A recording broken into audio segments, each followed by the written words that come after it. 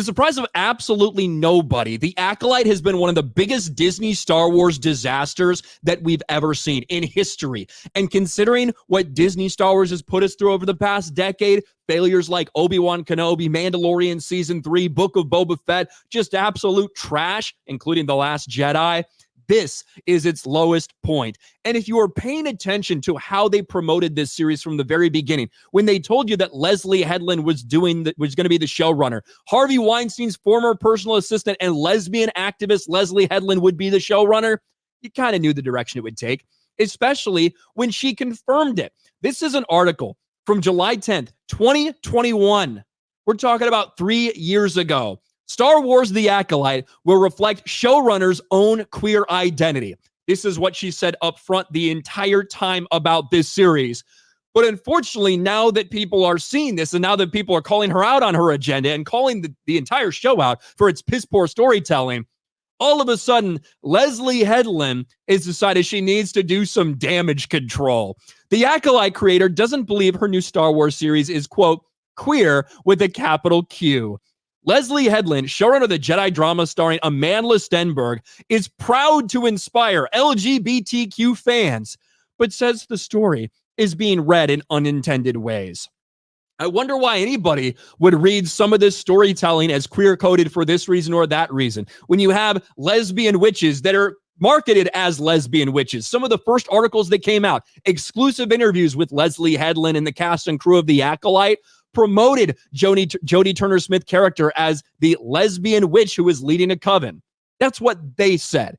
And when you consider the fact that you said this will reflect your own queer identity, when you and Amandla Stenberg got up there and laughed and cackled and were so happy with the idea of people thinking this was the gayest Star Wars project we've ever seen. And it didn't seem like you thought people were reading it differently back then, did it? But now that it's been rejected by virtually everyone, you see, doing the media rounds and trying to do a little bit of damage control. I think it's a little too little, a little too late for all of this shit. In 2019, Leslie Headland, fresh off 2 Emmy noms, co-creator Rushin Bob, was walking the blue carpet at Star Wars Rise of Skywalker premiere when she was asked if she had any Star Wars ideas of her own. Headland responded she'd had Star Wars stories in mind since childhood, and in an Oscar-worthy performance, urged Lucasfilm boss Kathleen Kennedy to give her a shot. You guys remember that. Please, please, Queen Kathleen Kennedy, please let me into Star Wars. That's all it took, apparently, and she got the job. And now she's clapping back at some of the critics of this new Star Wars show. Queer creator of gayest Star Wars series claps back at haters who claim it's woke propaganda with lesbian space witches. Leslie Headland, the first openly queer person to create a major Star Wars project. Congratulations. Congratulations on being the first openly queer person to create a Star Wars project. We know Dave Filoni's had his hands in a lot of stuff, but maybe he's not open about it. But Leslie, congratulations.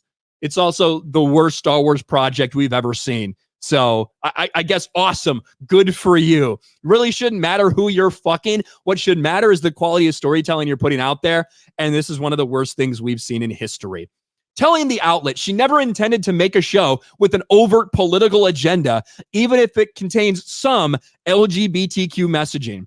I don't believe that I've created queer with a capital Q content. Oh my God, are you fucking kidding me? Look at what we've setting up. We're talking about somebody that's laughing and cackling and playing along with the idea of someone questioning, asking if it's the gayest Star Wars ever. We're talking about somebody who 3 years before this series came out said that it will reflect her own queer identity. This is what Leslie Headland said in the lead up to this. And now she's trying to do damage control by claiming that, well, people are just misinterpreting this. This doesn't really, it's not really supposed to be like that. During a recent interview with THR, Headland appeared inclined to temper some of her reaction to her interview with The Wrap, the gayest Star Wars ever interview. I was surprised by the question.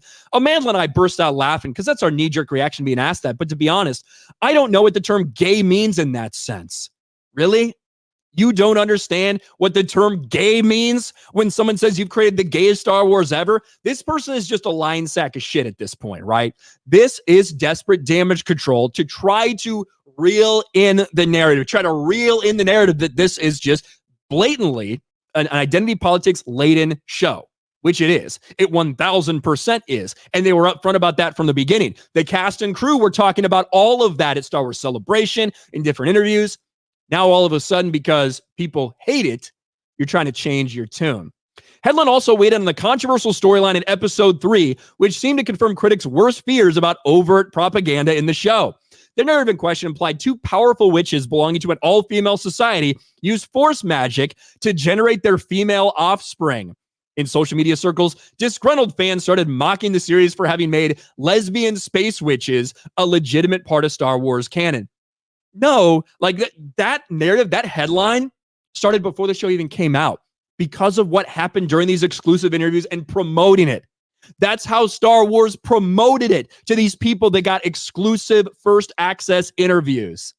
And now you're trying to change the tune.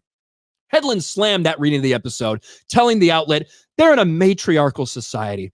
As a gay woman, I knew it would read that their sexuality is queer, but there also aren't any men in their community. So a closeness between the two of them would be natural. It seemed plot-driven. Yeah, I imagine for somebody with your mindset of the world, if there's no men around, everybody's just immediately going to come gay or something like that. This is what you did. I knew that people would read it as gay, but I don't think I've created a queer show, anything like that. You obviously did. You knew how people would read it, and this is how you did it anyway. I would say it's really reductive to call them lesbians. I think it means you're not really paying attention to the story. Yeah, fans aren't paying attention to the years and years worth of lead up to the Acolyte, where you've been very clear about your agenda and what you wanted to do to Star Wars. When all the different actors involved, whether they're talking about identity politics or representation or diversity, all of those things, they were pushing the same thing over and over again. Yet fans just really aren't paying attention to the story. Oh, we are. The story is the most fucked up part about this. The writing, the narrative, the dialogue, the world building. All of this is actually the worst part of the Acolyte. Then you throw in all the woke shit on top of it, and it just makes it the biggest Star Wars disaster we've ever seen.